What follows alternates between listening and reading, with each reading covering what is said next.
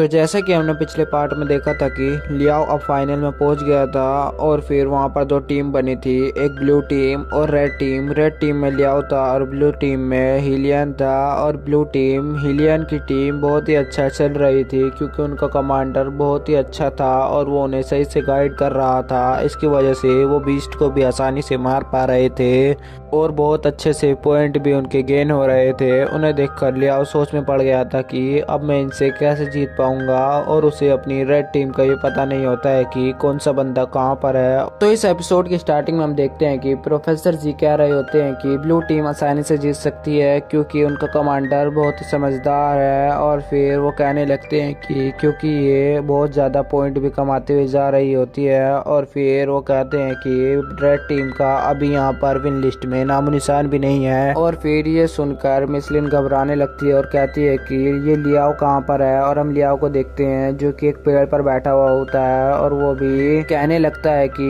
ये हमारी red team का पता ही नहीं है कि इसका कमांडर कहाँ है। और फिर वो ब्लू टीम की तारीफें करते हुए कहता है कि इसका कमांडर बहुत ही अच्छा है और इंटेलिजेंट है। और फिर उसकी गाइड कहने लगती है कि तुम घबराओ मत और मैं बता दूं कि तुम बीस्ट को मारना चालू कर दो और इसकी वजह से तुम्हें 500 पॉइंट मिलेंगे और इसकी वजह से तुम अपनी रेड टीम को आगे ले जा सकते हो। और फिर तभी हम देखते हैं कि वहाँ 3 बंदे आ रहे होते हैं और लियाओ उसे चुप करवाता है और उन पर हमला कर देता है। और फिर उसे देखकर वो बंदे भी उस पर हमला करने की कोशिश करते हैं लेकिन वो वहीं पर पैरालाइज हो जाते हैं और लियाओ उन्हें आसानी से एलिमिनेट कर देता है। ये देखकर मिसलिन हैरान होती है और कहती है कि क्या ये पागल है, इन्होंने लियाओ पर हमला क्यों नहीं करा है। और प्रोफेसर जी हंसकर कहने लगते हैं कि तुमने देखा नहीं था क्या, उसने पहले उसमें एक क्वांटम डिवाइस लगाया था और उसकी मदद से ये अब भी उसके वेपन को कंट्रोल कर सकता है जिसकी मदद से उसको चलाने वाला भी पैरालाइज हो जाता है। और फिर प्रोफेसर जी हंसकर वहाँ पर बैठ जाते हैं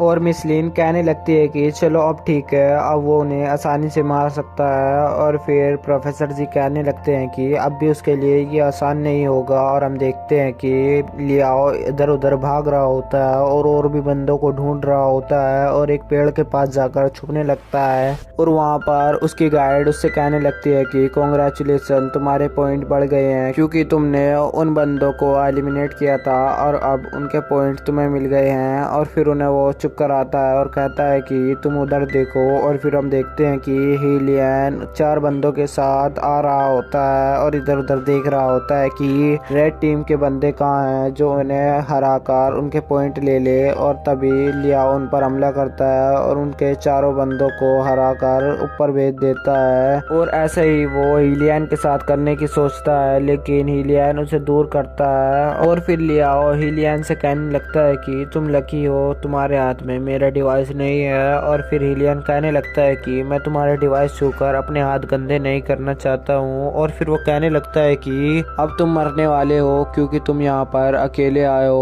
और फिर वो उस पर हमला कर देता है और लियाओ भी उस पर हमला करता है और लियाओ उससे हारने लगता है। ये देखकर वहाँ पर वो लैंड माइन बिछाकर वहाँ से भाग जाता है और हीलियन जैसे ही उसे पकड़ने की कोशिश करता है लेकिन वहाँ पर ब्लास्ट हो जाता है। और फिर हम देखते हैं कि हीलियन की टीम ने एक बेस भी बना रखा होता है जहाँ से वो सबको कमांड दे रहे होते हैं और हीलियन वहाँ लेटा हुआ होता है और उनका कमांडर से बात कर रहा होता है और वो कह रहा होता है कि तुम घबराओ मत, लियाओ अब मेरे हाथों पिटने ही वाला है और उसे मैं जल्दी से ही एलिमिनेट कर दूंगा। और फिर वो कहने लगता है कि चलो मैं देखता हूँ कि उसके छुपने के कहाँ कहाँ चांस है। और वो कहने लगता है कि उसके नॉर्दर्न एरिया में छुपने के 47% चांस है और साउथ में छुपने के 33% चांस है और एक गुफा में छुपने के 90% चांस है। और फिर वो कहने लगता है और यहाँ पर उसके छुपने के चांस 1% है। और तभी वहाँ पर एक धमाका होता है और वहाँ से लियाओ नीचे आता है। उसे देखकर हीलियन कहने लगता है कि तुम यहाँ पर कैसे आ सकते हो।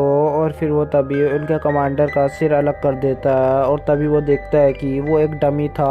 और फिर सब बंदे उसे घेर लेते हैं और उसे मारने का प्लान बना रहे होते हैं और लियाओ उनका प्लान समझ जाता है और कहने लगता है कि तुम मुझे घेरने के लिए ही ऐसा प्लान बनाया था और अब तुम मुझे आसानी से मार सकते हो लेकिन तुम मुझ पर ज्यादा देर तक काबू नहीं कर पाओगे। और फिर वो इधर से बचने की कोशिश करता है लेकिन हीलियन उस पर हमला करता है लेकिन उस पर वो हमला नहीं लगता और उसके बैग को वो काट देता है, जिसकी वजह से उसका बैग वहीं गिर जाता है। और फिर उन दोनों में बहुत देर तक फाइट चल रही होती है और लियाओ उससे बहुत ही बुरी तरीके से पिट रहा होता है और आखिरी में वो दोनों एक दूसरे का वेपन बदल लेते हैं और फिर से फाइट करना चालू कर देते हैं। और फिर हिलियन अब भी उससे जीत ही रहा होता है और लियाओ पिट रहा होता है, लेकिन लियाओ एक पैतरे को आजमाता है, जिसकी वजह से वहाँ पर स्मोक होने लगता है और फिर वो वहाँ से भाग जाता है। और फिर उनका कमांडर हिलियन से कहने लगता है कि तुम ठीक तो हो ना।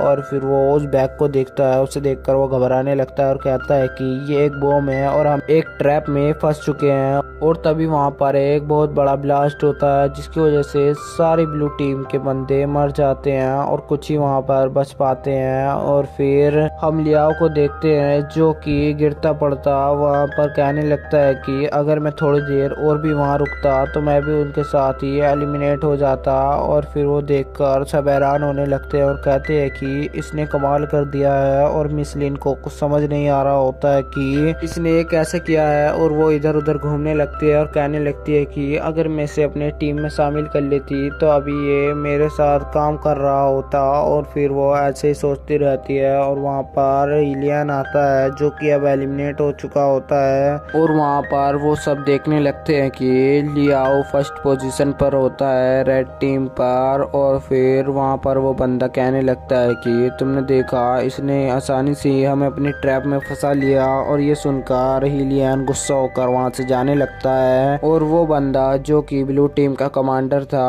वो लियाओ को घूर कर देखने लगता है। और फिर सीन चेंज होता है और हम देखते हैं कि जेंग साओ उसी जगह पर आता है जहाँ से उसने पहले एक क्वांटम डिवाइस निकाला था और वहीं पर वो लियाओ से ठीक करा हुआ क्वांटम डिवाइस उसमें डालता है, जिसकी वजह से वो स्पेसशिप टाइप चीज खुलती है और उसमें से एक एनर्जी बाहर निकलती है। उसे देखकर जेंग साओ हंसने लगता है और इविल स्माइल देता है और वहीं पर यह एपिसोड खत्म हो जाता है।